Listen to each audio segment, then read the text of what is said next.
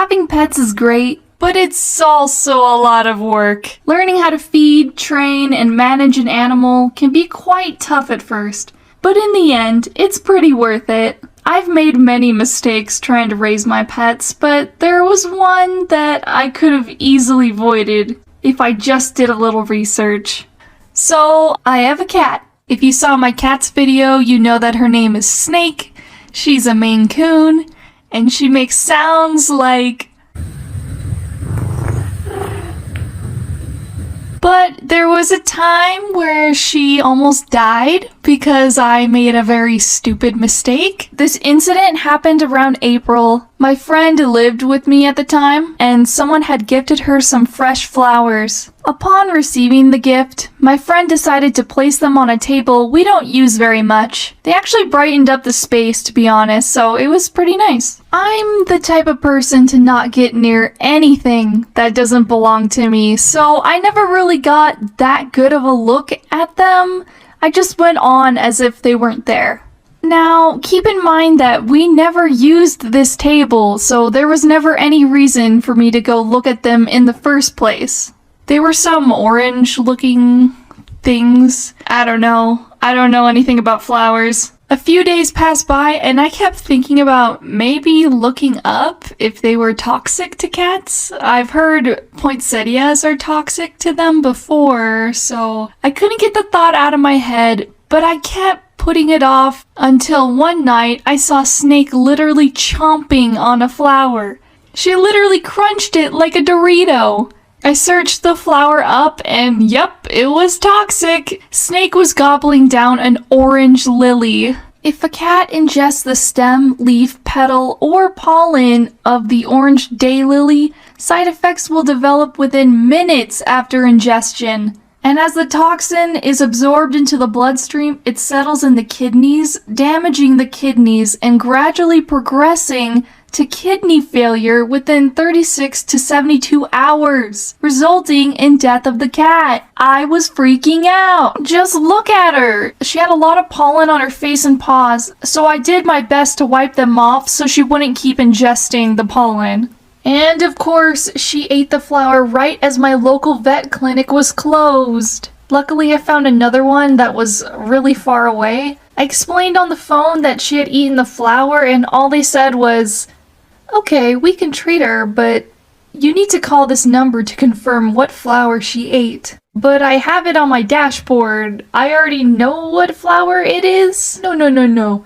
You need to confirm it. I watched her eat it with my own eyes. They had me pay $50 to some random cat expert to confirm information that I already knew. Oh yeah, that flower is toxic. I know! Are there any vets in the comments that can explain why I had to do that? So, for 3 days, her kidneys were pumped full of fluid. After a hefty vet bill, Snake came back home safely and didn't have any complications. So, crisis averted. Please don't make the same mistake I did. In fact, here's a list of harmful plants that you should keep your cat away from. If you saw the first CATS video, then you would also know about Ghost. We had to say goodbye to him. He and his owner moved away, and he was one of the best boys out there. He will certainly be missed. Poor Snake was super confused. She kept searching around the house to see where everyone went, but they were gone. I'm really curious to know what animals think when people just disappear out of their lives. She probably thinks they're dead. After a while, I could tell that she was pretty lonely, so I went out and got a new kitty. This is Oreo. She's a silver Maine Coon. It took Snake a while to adjust, but after 3 days, they became really good friends. Okay, so Oreo. It was a little rocky in the beginning. At first, she really didn't like using the litter box, so she would go and poop in the corner of my front room. Bruh. I figured out a way to overcome this. I put down a bunch of double-sided tape onto the area and added a motion-censored spray can. Each time she got close to the area, a puff of air would spray out and scare her away. If you have a cat that likes to jump on counters, this is a great tool to use. Because to the cat, the territory is saying go away instead of you, so it's a lot more effective. The goal was to make the litter box more inviting, so each time she ate, I had to take her to the litter box like a little toddler. I keep mine in the garage, so I had to teach her to use the doggy door. I would use a treat and make her go in and out of the door, and she's super smart, so she started picking it up. After 2 weeks of that, she knew how to do it on her own. She's honestly such a great cat. Here are some of her characteristics. Oreo is very funny. Every time I walk by her, she immediately goes into puddle mode. She turns into a black void. She'll drink from the water bowl and then run back to my lap with her chin all wet. And so I nicknamed her Drippy Chin. Her canine teeth are coming in and are growing on top of her old baby teeth. So every time she opens and closes her mouth, it makes a crunchy sound. Did you know that as a cat ages, they end up swallowing those teeth? That, or you step on it on the floor one day. You thought Legos were bad? How about a sharp tooth? Oreo is a daredevil. The first night I got her, all I heard was... Instead of taking the stairs, Oreo takes the faster way by jumping off the banister onto the table below. She has no chill, but at the same time, she's also very timid. She's very scared to meet new people, but she warms up after a few minutes, which is normal, like she's a little kitten.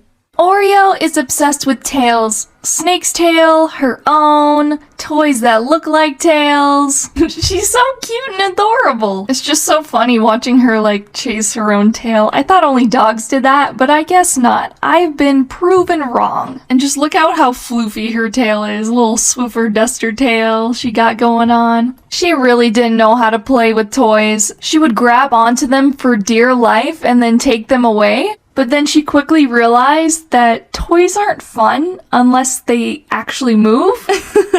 So she would take the fishbowl toy and play by herself. Snake has been a wonderful older sister to her. Every time they're outside, Snake checks up on Oreo and tries to encourage her to be there. Snake had to teach Oreo some proper manners, such as the proper way to fight. Oreo used to bite way too hard. And now Oreo loves her so much that she's become Snake's shadow. They basically share the same brain cell at this point. They are always together. I can't wait to see Oreo become more confident in the coming months. And I'm so grateful that I'm able to take care of both of them. They're two spectacular girls, and I'm glad I wake up to them every morning. So what about you guys? Do you guys have any pet stories you'd like to share? Did you ever make a mistake when raising a pet? Let me know down in the comment section below. Also, if you have a cat, send pictures of them to me through my cat's Instagram because I want to see them all. It's been so long since I've made a story time, so I hope you guys enjoyed it. And as always, I'll see you in the next one.